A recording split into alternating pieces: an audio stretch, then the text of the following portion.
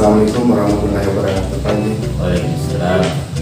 Sebelumnya saya mengucapkan banyak terima kasih atas waktunya dan kesempatan untuk melakukan wawancara tentang dilema etika dalam mengambil keputusan atau moral dalam mengambil keputusan terhadap permasalahan yang dihadapi di sekolah kita ini. Nah, Pak Ali, sebagai kepala sekolah, selama ini bagaimana Bapak dapat mengidentifikasi kasus-kasus yang merupakan dilema etika atau rujukan moral?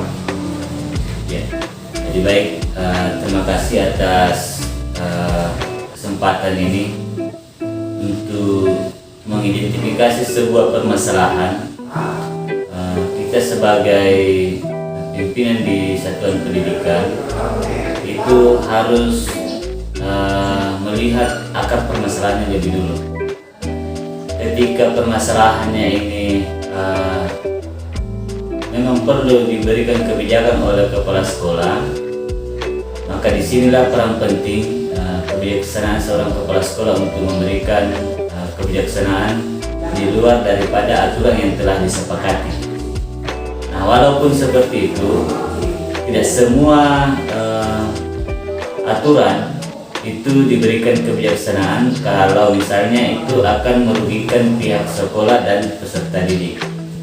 Jadi kepala sekolah di sini selalu berpandangan idealnya bagaimana siswa itu terpenuhi layanan pendidikannya. Nah, ketika misalnya ada pelanggaran-pelanggarannya dan itu tidak bisa diberikan kesempatan lagi, maka kepala sekolah harus mencarikan solusi bagaimana peserta didik itu dapat terpenuhi layanan pendidikannya kalau masih dalam usia sekolah. Jadi seperti misalnya kalau mengganggu sistem peserta didik itu hadir di sekolah, maka kepala sekolah harus mencarikan solusi di mana bisa diberikan layanan di tempat lain supaya siswa itu dapat mengenyam pendidikan sampai batas usianya sebagai usia peserta didik. Ya, jadi dalam mengidentifikasi kasus-kasus yang dilema etika ini tadi, terlebih kepada mencarikan solusi kepada peserta didik yang memang layak untuk menempuh pendidikan di usianya.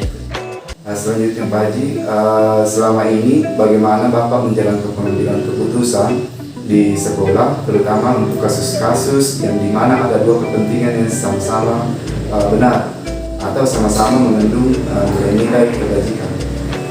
Jadi dalam mengambil sebuah keputusan yang secara kebajikannya itu berimbang, maka dilihat dan ditinjau dari kebajikan mana yang mungkin akan berdampak lebih luas. Kalau misalnya kebajikannya itu sama-sama lagi dampaknya, yang mana yang menjadi sebuah prioritas? Kalau misalnya pasti ada perbedaannya, walaupun seimbang kebajikan tersebut, ada satu sisi positif yang harus dipertimbangkan oleh seorang kepala sekolah. Kalaupun harus mengambil sebuah kebijakan yang berimbang, itu melihat dari manfaat yang akan didapat oleh sekolah. Dari ini kita harus berimbangnya itu harus atas nama sekolah semua. Apakah berdasarkan kepentingan untuk guru, kepentingan untuk peserta didik. Nah, itu yang selalu kita kedepankan sebagai seorang kepala sekolah. Tidak mesti bukan untuk kepentingan pribadi atau golongan dalam sebuah institusi di dalam satuan pendidikan. Baik, selanjutnya menurut Pak Haji ini sebagai kepala sekolah, hal yang merupakan paling efektif dalam mengambil keputusan yang berkasus dalam dilema etika ini, kira-kira hal-hal apa yang paling efektif Pak Haji? Jadi yang efektif dalam pengambilan keputusan etika seorang kepala sekolah itu tidak mesti harus secara perorangan kita otoriter. Efektivitasnya itu harus berpijak daripada data-data sumber. Data sumber seorang kepala sekolah kalau misalnya di bidang etika Yang pertama itu berdasarkan kelompok mata pelajaran pendidikan agama dan kewirausahaan PKN. Terus kelompok daripada bimbingan konseling.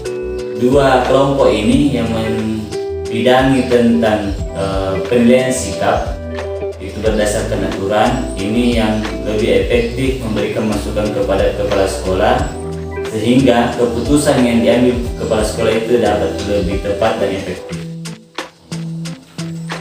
Kemudian Pak Haji, hal-hal apa saja yang merupakan tantangan dalam pengambilan keputusan ini? Tantangannya adalah bagaimana keputusan kepala sekolah itu bisa diterima oleh pihak yang akan diberikan sebuah hasil keputusan yang akan berdampak kepada siapa ataukah apa dampaknya kepada hasil keputusannya kepala sekolah. Ini yang menjadi sebuah beban, memutuskan sebuah kasus, sebuah peristiwa oleh seorang kepala sekolah itu senantiasa berpikir dampak yang akan terjadi setelah adanya keputusan itu. Pertimbangan yang berdampak ke depannya. Iya. Selanjutnya Pak Haji, ketika menghadapi kasus-kasus seperti ini, apakah dalam penyelesaiannya itu Pak Haji sebagai kepala sekolah memiliki jadwal-jadwal tertentu atau menyelesaikannya di tempat atau membuat jadwal atau prosedur tertentu dalam penyelesaian hal tersebut, kasus-kasus yang dihadapi? Dari tingkat kasusnya, ketika harus diselesaikan dalam waktu secepatnya, kita harus selesaikan di tempat. Tetapi ketika kasus itu perlu ada masukan pertimbangan seorang kepala sekolah, maka keputusan itu perlu dipending. Jadi dari peristiwa atau kasus yang terjadi yang harus kita lihat, kalau kasusnya itu seorang kepala sekolah harus mengambil keputusan pada saat itu, dan kalaupun tidak kita ambil keputusan akan ada dampaknya lebih luas, kepala sekolah harus mengambil keputusan pada saat itu. Nah, ketika kepala sekolah mengambil keputusan di peristiwa yang terjadi saat itu dan harus memutuskan, tetapi tidak mempertimbangkan hal-hal masukan dari luar atau dari yang bisa menjadi pertimbangan kepala sekolah, maka perlu dipertimbangkan untuk memberikan masukan-masukan kalau misalnya dampaknya itu tidak akan mendampak lebih luas. Ketika harus ditunda, harus mencari informasi-informasi yang lebih tepat sehingga keputusan itu tidak menjadi sebuah permasalahan lebih lanjut, tapi keputusan kepala sekolah itu harus menjadi sebuah keputusan yang diterima oleh semua pihak, sehingga dalam melaksanakan aktivitas tidak ada lagi dampak yang menjadi berat atau terbebani dengan adanya hasil keputusan seorang kepala sekolah. Ya, dalam penyelesaiannya ini Pak Haji tergantung pada kasus yang dihadapi yang pada saat itu.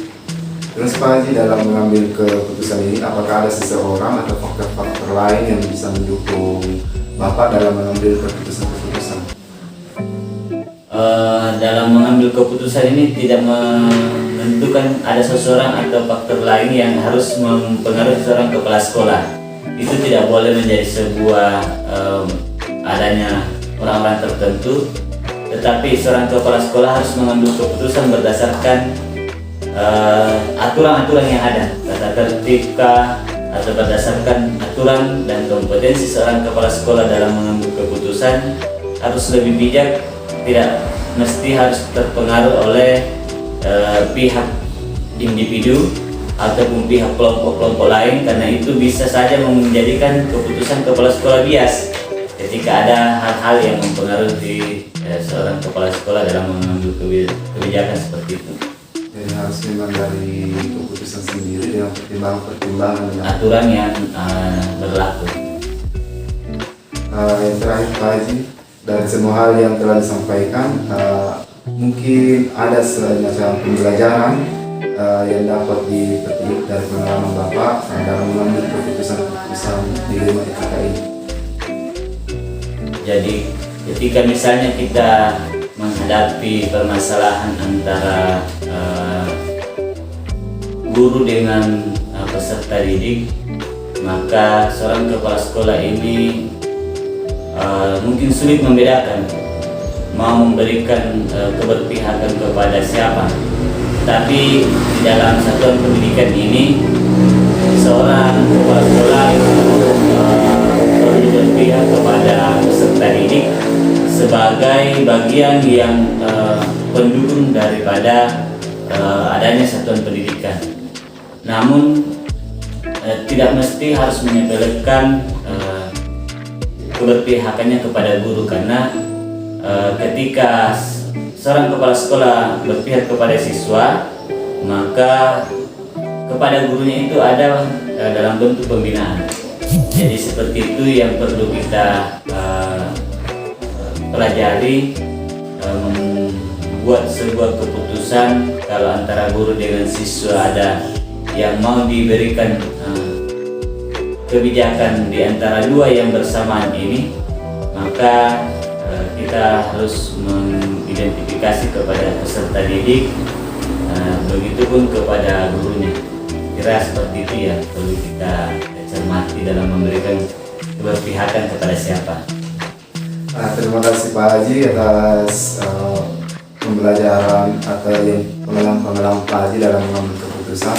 Hal tersebut juga sangat menginspirasi saya sebagai pendidik untuk ke depan dalam mengambil keputusan-keputusan yang berdasarkan dengan apa yang Bapak Haji sampaikan. Terlebih kepada kita harus berpihak kepada peserta didik dalam mengambil keputusan-keputusan. Tapi bukan berarti menyepelekan juga guru-gurunya. Untuk itu sekali lagi saya ucapkan banyak terima kasih Pak Haji atas waktunya hari ini saya bisa mewawancarai Pak Haji sebagai Kepala Sekolah UPT SMA Negeri 6 Bantaling. Assalamualaikum warahmatullahi wabarakatuh. Waalaikumsalam warahmatullahi wabarakatuh.